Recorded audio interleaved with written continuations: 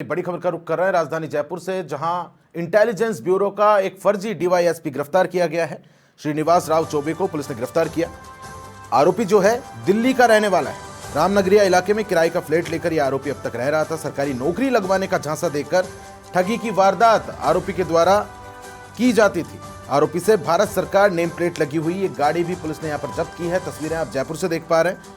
जयपुर विकास प्राधिकरण और वित्त विभाग में नौकरी लगवाने का झांसा देकर लाखों रुपए की धोखाधड़ी अब तक यह आरोपी कर चुका है। परिवादी नितिन कुमार, आकाश सिंह, राहुल फौजदार और जितेंद्र सिंह को अपना शिकार आरोपी के द्वारा बनाया गया। चारों परिवारों से तकरीबन 20 लाख रुपए हड़प लिए गए। प्रति मेंबर के लिए 5 लाख रुपए की मांग यहां पर आरोपी के द्वारा की गई थी और पूछताछ में तकरीबन 1 दर्जन से ज्यादा ठगी की वारदात करना आरोपी के द्वारा कबूल किया गया है। खुद को इंटेलिजेंस ब्यूरो में उच्च पद पर आसीन यह आरोपी बताया करता था।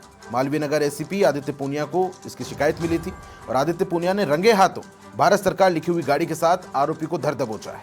आरोपी से लगातार पूछताछ की जा रही है और अन्य व्यक्तियों के बारे में भी जो जांच पड़ताल है पुलिस के द्वारा की जा रही है। आरोपी की गिरफ्तारी में कांस्टेबल लोकपाल और मोहनलाल की अहम भूमिका रही।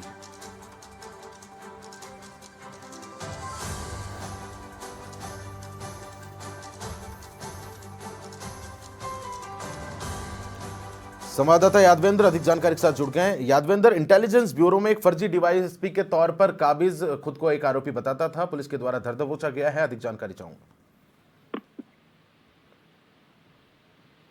देखिए, मैं आपको बता दूं कि चूंकि लगातार 420 की घटनाएं सामने आ रही थी और 420 जो की जा रही थी, यानी धोखाधड़ी जो की जा रही थी, वो थी नौकरी लगाने के नाम पर। 3 परिवादी थे। जितेंद्र सिंह था, इसके अलावा आकाश सिंह और नितिन, जो ये तमाम परिवादी थे। इनसे एक शख्स की मुलाकात होती है और एक शख्स खुद को इंटेलिजेंस ब्यूरो में एक उच्च पद पर आसीन बताता है और बताता है कि मैं डीवाईएसपी के पद पर कार्यरत हूं और मेरा जो है मैं लगातार केंद्र में दिल्ली में आना जाना लगातार रहता है। और ऐसे में उसने झांसा दिया और झांसा देते हुए कहा कि मैं हमारी नौकरी वित्त विभाग में अंदर या फिर जयपुर विकास प्राधिकरण जेडीए के अंदर में लगवा दूंगा। इस तरह का झांसा दिया और उनसे करीब 5-5 लाख रुपए सभी चारों से जो है ले लिए थे और करीब 20 लाख रुपए वो हड़प चुका था।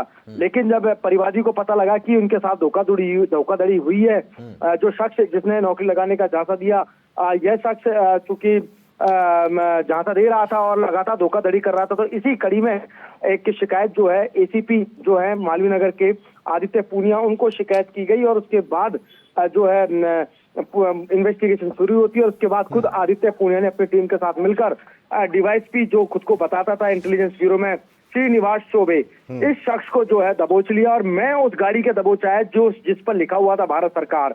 अब आप देखिए कि कोई भी शख्स अगर सड़क पर गाड़ी लेके निकलता है और उस पर लिखा होता है भारत सरकार, तो हर आदमी यही समझेगा कि वाकई में ये कोई बड़ा अधिकारी और उसकी पैंट जो है वो ऊपर तक अच्छी है। तो ऐसे में इसने अपने रुआब में जो है इन सभी परिवादियों को लिया और उसके बाद झांसा दिया और लेकिन आखिरकार जब खोदा पहाड़ निकली चुईया, वो वाली स्थिति निकल के आई और पता चला ये कोई उच्च पद पर इंटेलिजेंस ब्यूरो में रहने वाला कोई शख्स डीवाईएसपी श्रीनिवास चौबे नहीं, बल्कि यह तो एक जालसाज है जो कि लोगों को अपने जाल में फंसाता है, नौकरी लगाने का झांसा देता है और ठगी करता है। पूछताछ हुई है। पूछताछ में करीब, देखिए मैं आपको बता दूं, 1 दर्जन से ज्यादा वारदात करना कबूल किया है।